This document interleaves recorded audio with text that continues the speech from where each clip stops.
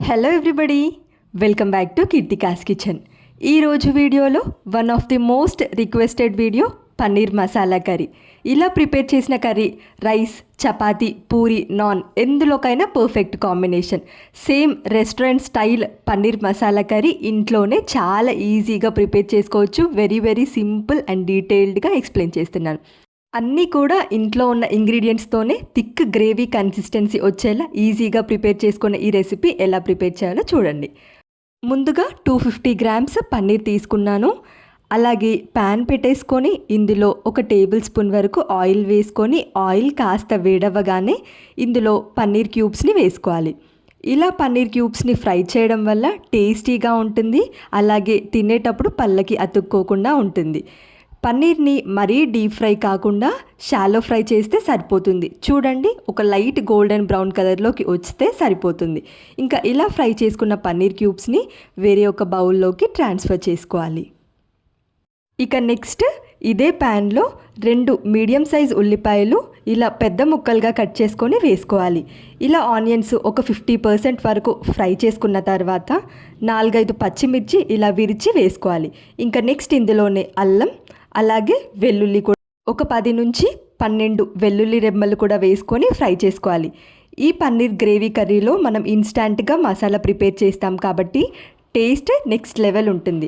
ఇంకా నెక్స్ట్ ఇందులోనే ఒక గుప్పెడు కొత్తిమీరని కూడా వేసేసుకొని ఫ్రై చేసుకోవాలి. ఇవన్నీ కూడా సాఫ్ట్గా అయ్యేంత వరకు లో టు మీడియం ఫ్లేమ్లో పెట్టుకొని ఫ్రై చేసుకోవాలి.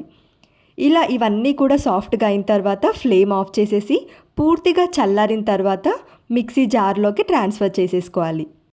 ఇలా ట్రాన్స్ఫర్ చేసుకున్న తర్వాత ఫైన్ పేస్ట్గా గ్రైండ్ చేసి పక్కన పెట్టేసుకోవాలి.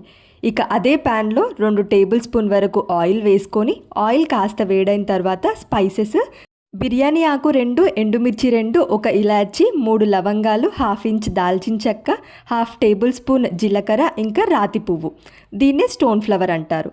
ఇలా ఆయిల్ కాస్త వేడవగానే ఈ స్పైసెస్ అన్నిటినీ కూడా ఆయిల్లో వేసేసుకొని ఫ్రై చేసుకోవాలి.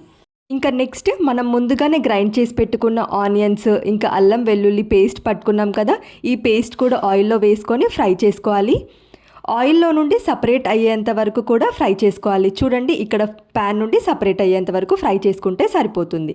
ఇప్పుడు వేరే ఒక బౌల్లో 1 కప్పు వరకు పెరుగు, అలాగే 1/2 టేబుల్ స్పూన్ పసుపు, టేస్ట్కి సరిపడా సాల్ట్, ఇంకా 1/2 టేబుల్ స్పూన్ జీలకర్ర పొడి, అలాగే 1 టేబుల్ స్పూన్ ధనియా పౌడర్, ఇంకా 1/2 table spoon biryani masala, flavour masala వేసుకున్న తర్వాత టేస్ట్కి సరిపడా కారం, నేను ఇక్కడ ఒక 2 టేబుల్ స్పూన్స్ కారం వేశాను.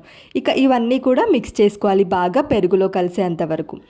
ఇక ఇలా మిక్స్ చేసుకున్న పెరుగు మసాలా మిక్చర్ ముందుగానే ఫ్రై చేసుకుంటున్న ఆనియన్ మిక్చర్లో వేసేసుకొని ఇందులోనే ఒక 1/2 కప్పు వరకు వాటర్ వేసుకొని ఫ్రై చేసుకోవాలి.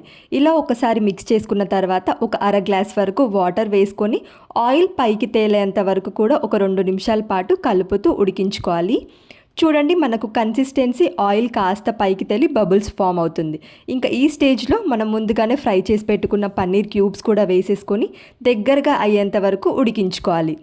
ఇలా దగ్గరగా ఉడికింది ఆయిల్ పైకి తేలే టైంలో మనకు పాల మీద మీగడ ఉంటుంది కదా, ఇదైనా వేసుకోవచ్చు, లేదా ఫ్రెష్ క్రీమ్ ఉంటే అదైనా వేసుకోవచ్చు. ఇలా వేసుకొని ఫైనల్గా కొత్తిమీర వేసేసుకుంటే మన tasty masala paneer curry ready. Just 3 స్టెప్స్లో రెడీ అయిపోతుంది. ఒకటి పన్నీర్ ఫ్రై చేసుకునే ప్రాసెస్, నెక్స్ట్ ఆనియన్ మిక్చర్, అలాగే పెరుగులో కలుపుకునే మసాలా మిక్చర్.